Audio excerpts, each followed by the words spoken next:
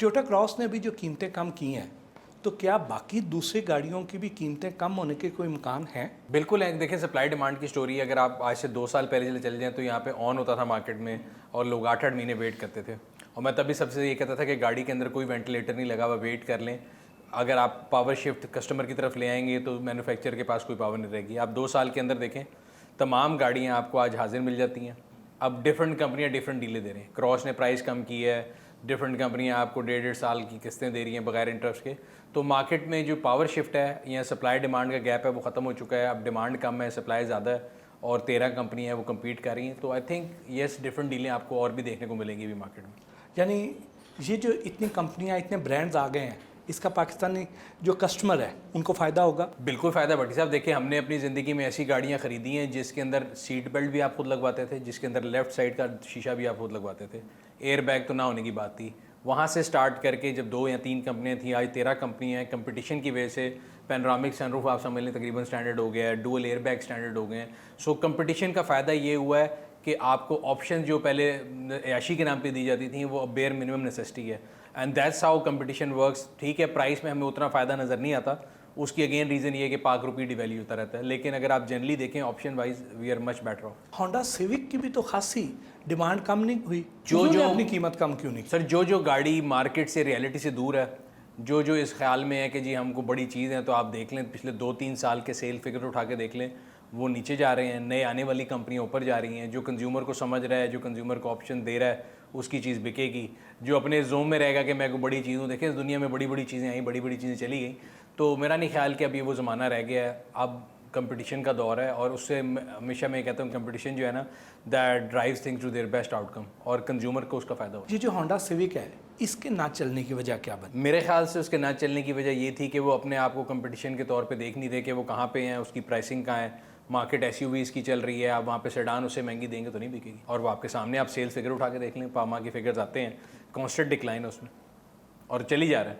आप तो माशाल्लाह गाड़ियों का एक चलता फिरता विकीपीडिया है, ये शौक कैसे पैदा हुआ? गाड़ियों को शौक उठता है मुझे हमेशा। मैं कहता हूँ कि इंसान ना कहीं से इनहेरिट करते हैं शौक। मैंने अपने वाले साहब से गाड़ी का शौक जो है ना इनहेरिट किया। और मुझे अभी भी याद है जब हम छोटे होते थे तो वो एक ही गाड़ी 3-4 डिफरेंट कलर्स में रखते होते थे। उनको शौक था, अगर मतलब एक और रखी है तो वो लाल में भी है, वाइट में भी है, ब्लू में भी है, सिविक रखी, तो जिस तरह गाड़ियाँ थी। और वो ज़माने में गाड़ी इंपोर्ट करते होते तो उनको बड़ा शौक था। तो आई थिंक मुझे वहाँ से इनहेरिट हुआ। और फिर हर लड़के को होता है गाड़ी का शौक।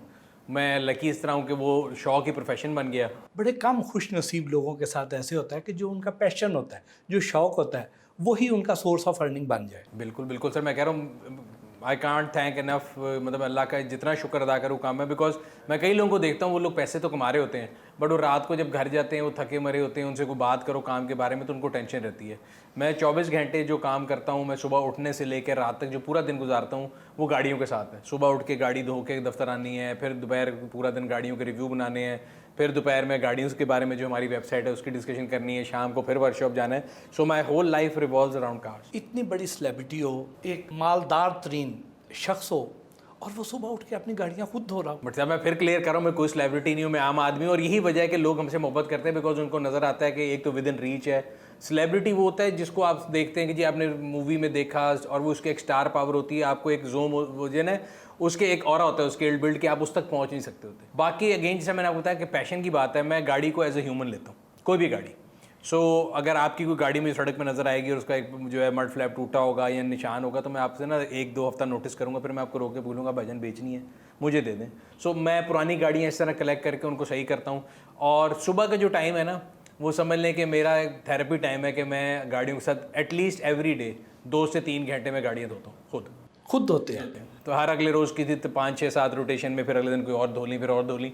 एक तो आपका गाड़ी के साथ एक जो रोमांस है वो भी चलता रहता है, दूसरा एक्सरसाइज की एक्सरसाइज है, और तीसरा शौक का शौक है। आपके तो ड्राइवर आपसे बड़े कंफर्टेबल होंगे। मैं से ड्राइवर रखता नहीं कोई, अच्छा। खुद गाड़ी चलाता हूँ। और घर में जो बाकी ड्राइवर हैं वो बड़े खुश रहते हैं कि पागल है वो सवेरे उठता खुद ही लगा रहता है तो वो उनको फ़ायदा रहता है। लेकिन एक तरह से उनको नुकसान भी रहता है बिकॉज वो जिसकी गाड़ी चलाते हैं वो बाहर रेस होता रहता है कि वो गाड़ी साफ़ है तो तेरी वाली क्यों नहीं तो वो उससे परेशान रहते हैं। यानी आप ड्राइवर से ज़्यादा अच्छी गाड़ी चमकाते हैं? सर ये गारंटी, आप कभी चैलेंज करके दें। अच्छा, अब ज़रा बचपन की यादें ताज़ा करते हैं। बचपन कहाँ गुजरा, कैसा गुजरा? बचपन सर लाहौर में गुजरा और अल्हम्दुलिल्लाह बड़ा बेहतरीन गुजरा। ज़्यादातर टाइम मॉल टाउन में गुजरा बिकॉज स्कूल ट्यूशन सब मॉल टाउन में थी। तो मॉडल टाउन की गली गली से वाकिफ़ हैं, और लाहौर के जितने पुराने इलाके हैं, बिकॉज मैं लाहौर की जंपल हूँ, तो मतलब अब तो लाहौर बहुत बढ़ गया है।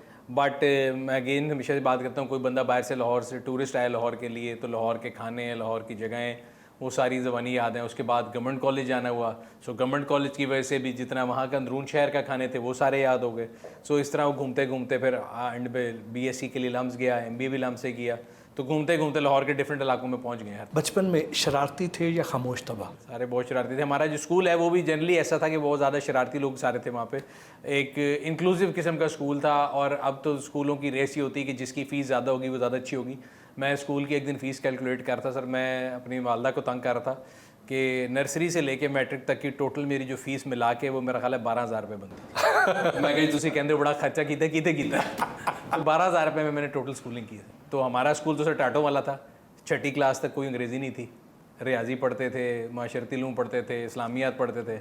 हुन जोग्राफ़ी आ गई है, इस्लामिक स्टडीज़ आ गई, वो चीज़ें चेंज हो गई हैं बहुत ज़्यादा। पहली बार गाड़ी किस उम्र में ड्राइव की? बड़े गलत प्रेसिडेंस है, पहली बार गाड़ी किस उम्र में ड्राइव की। अब मैं हर एक को तकरीर करता हूँ, 18 से कम नहीं करनी चाहिए, लेकिन मैंने अपनी पहली गाड़ी ली थी जी मेरा ख्याल है मैं था 16 साल। उससे पहले जब गाड़ी सीखी थी चोरी चलाते थे? नहीं, उसी पे सीखी।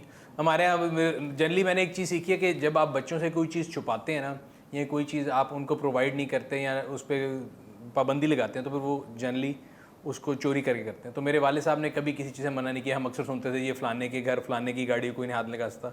हमारे घर ऐसा कोई रूल नहीं था, जौन सी गाड़ी मर्जी दिल करे चला सकते हैं आप, लेकिन जब आपकी उम्र। मैंने पहली गाड़ी जो अपनी ख़रीदी थी उसी के ऊपर गाड़ी चलाना सीखी, बहुत दफ़ा मारी। मतलब गवर्नमेंट कॉलेज जाता था तो मैं ये कहता था कि रोज़ मॉल रोड पे विदाउट एनी एक्सक्यूज़ एक्सीडेंट होता था, मैं आगे बताता अगला गलत है। मेरे वाले साहब कहते यार तू कभी गलत क्यों नहीं होता। बट वो 2 साल मार मार के गाड़ी सीख ली अल्हम्दुलिल्लाह। उसके बाद मेरा ख्याल है कभी ज़िंदगी में कोई एक्सीडेंट नहीं किया। अब आपके पास यूरोप का भी ड्राइविंग लाइसेंस है?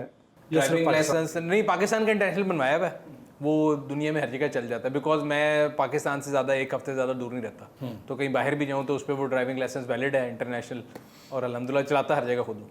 आपने सारी उम्र खुद अपना CV नहीं कभी बनाया, क्योंकि आपने शुरू से ही सोच रखा था कि मैंने जॉब नहीं करनी? बट साहब मैं बड़ा रियलिस्टिक आदमी हूँ। मैं कहता हूँ कि इंसान को ना सेल्फ एनालिसिस करना चाहिए, और हमारी आधी कौम जो है ना वो गलत इसलिए जा रही है क्योंकि वो अपने आप को ओवर एस्टिमेट करते हैं। मैंने ज़िंदगी में कभी अपने आप को ओवर एस्टिमेट नहीं किया, तो कई लोगों को लगता है कि शायद ये गरूर की वजह से कभी नहीं बनाया।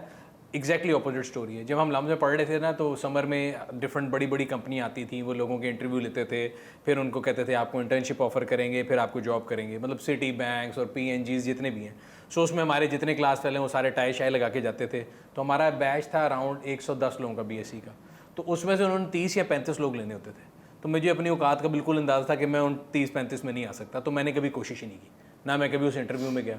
लेकिन जब हमारा 3rd ईयर आया और 4th ईयर में ग्रेजुएट करना था, तो मैंने सोचा कि यार फ़लाने ने फ़लानी जगह इंटर्नशिप कर ली, फ़लाने ने फ़लानी उसको जॉब ऑफ़र आ गई, मैं कहाँ स्टैंड करता हूँ। तो मैंने रियलाइज़ किया कि मुझे कभी भी कोई बंदा जॉब ऑफ़र नहीं करेगा। मुझे बड़ी सेल्फ रियलाइजेशन थी।